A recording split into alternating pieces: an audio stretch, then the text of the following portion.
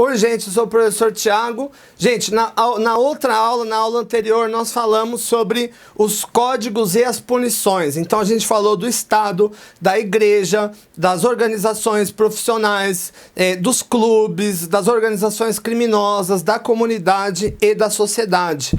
E na aula de hoje nós vamos falar das normas, né, dos códigos propriamente dito. E o fato é, toda lei, todo código, toda política, ela tem em comum um objetivo: manipular e ou influenciar a conduta dos agentes, a conduta das pessoas.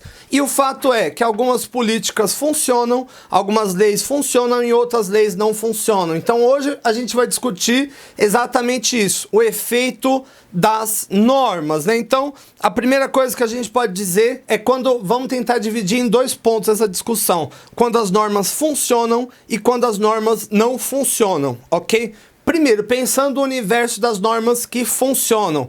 Então a lei, ela vai funcionar se ela tiver encaixada em um desses 4 escopos que eu vou aqui delimitar. Então, primeiro, a lei ela funciona quando ela promove o controle social, ou seja, quando eu identifico todas as posturas que eu não quero que aconteça numa sociedade. Por exemplo, eu não quero homicídio, eu não quero droga, eu não quero isso, eu não quero aquilo, e de fato ela consegue promover um controle da conduta das pessoas. Um exemplo, e eu já dei esse exemplo quando a gente conversou de William Graham Sumner, é a questão da lei anti-fumo, né? Então, de fato, aqui houve um controle social, muito raro em um ambiente no Brasil, público, né? Evidentemente, as pessoas estarem fumando, né? Então, aqui, controle social, quando a lei consegue de fato manipular, controlar o comportamento das pessoas. O segundo ponto é a questão da educação, ou seja, quando não só a lei modifica o comportamento das pessoas, mas ela também interfere na forma como as pessoas vão passar essas leis para frente, como por exemplo a lei de separação do lixo, né, em muitos lugares. Aqui a gente pode dizer que em muitos lugares do Brasil se formou uma espécie de um contínuo geracional, onde os pais, por assim dizer, ensinam aos seus filhos a necessidade de separar o lixo, etc, etc. Enfim, e essas condutas, seguindo aqui a terminologia do Bourdieu, elas passam a ser um ethos, né? Elas passam a ser um hábitos internalizado. Ou seja, quando o hábitos é internalizado, nós podemos dizer que a política, que a lei, ela teve um teor educativo. Além disso, algumas leis, elas são boas, não exatamente por mudar as coisas, mas por conservar as coisas assim como estão. Como, por exemplo, as leis que visam a conservação do patrimônio público.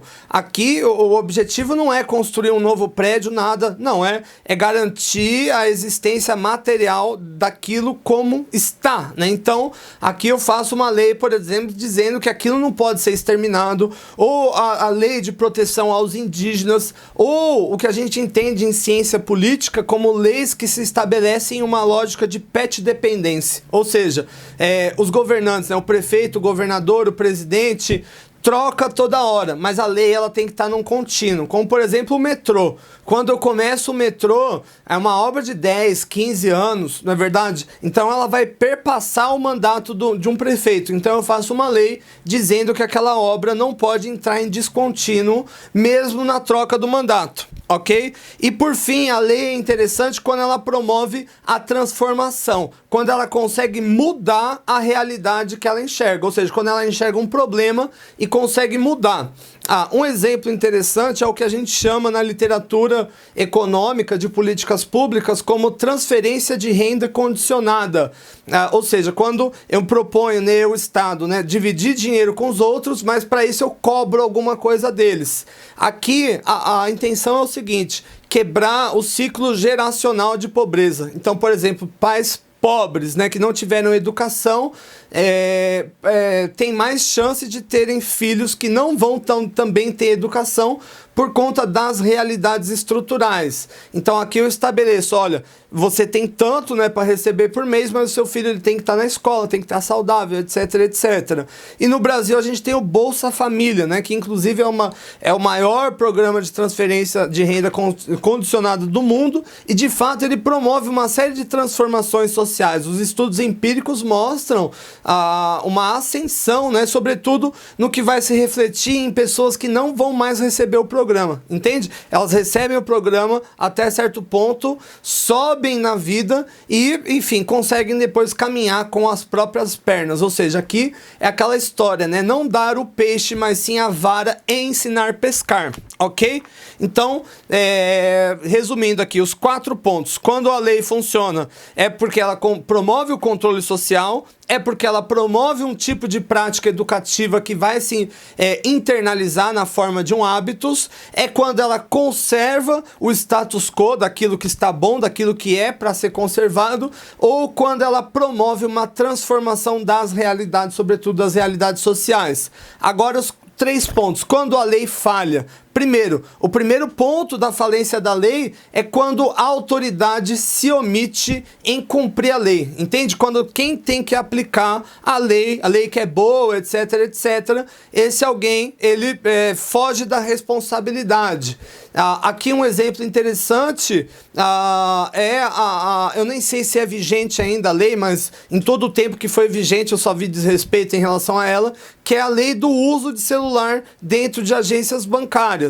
Então, nesse sentido, a lei, o objetivo aqui era diminuir aquele crime da saidinha de banco, ou seja, alguém dentro vê o cara saindo com dinheiro, avisa para quem tá fora, e quem tá fora vai lá. Então você faz uma lei evitando o uso. Só que, voltando aqui para William Graham Sumner, a questão do uso e costume, ou seja, a pessoa ela começou a usar o celular na agência e não teve fiscalização, o guardinha ficou de saco cheio, né, de chamar a atenção das pessoas. Isso é omissão da autoridade e isso invalida a força da lei, ok? Então, omissão da autoridade.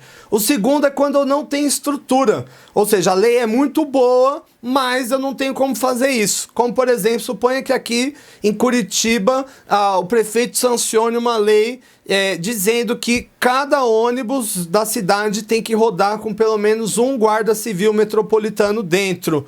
Seria excelente. Reduziria a criminalidade dentro do ônibus, sem dúvida, mas talvez, né, o governo não tenha estrutura para promover esse tipo de coisa.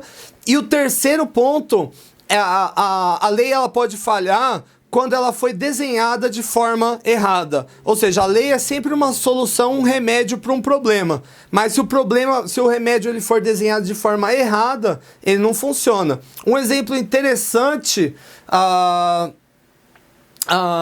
que eu posso dar, já faz tempo, ninguém vai lembrar disso, mas era um kitzinho obrigatório de primeiros socorros que cada um tinha que ter no carro. Gente, era uma tesoura que não cortava nada, 30 centímetros de um esparadrapo velho que não ia tampar nada. Ou seja, se você se envolvesse num acidente, aquilo lá não ajudaria em nada, né? Ou ainda a troca do extintor de incêndio. Foi determinado há um tempo, depois o governo voltou atrás, mas o material ele não serve para apagar, ele é muito ruim, né, para a questão de apagar fogo, né? Ou ainda, a gente pode pensar até na crise da pandemia do novo coronavírus. Então, nos países nórdicos, por exemplo, a Suécia foi o único país que se manteve mais aberto, né? E como não fez o lockdown, consequentemente o número de mortos e o número de contaminados foi maior e também a dificuldade de recuperação econômica foi maior. Ou seja, aqui o problema não está na execução, mas o problema está no próprio desenho. Então, resumindo como um todo, a política certa quando ela promove controle social, quando ela é educativa, quando ela conserva, né, o status quo daquilo que está bom, e quando ela promove transformação. Ela é ruim quando a autoridade se omite, quando não existe estrutura para aplicação, ou quando o seu desenho, né, a sua proposta não é boa para resolver aquilo que se propõe. É isso, gente. A gente conversa mais na nossa live e respondam também as nossas questões no fórum. Valeu, gente. Bons estudos. Obrigado.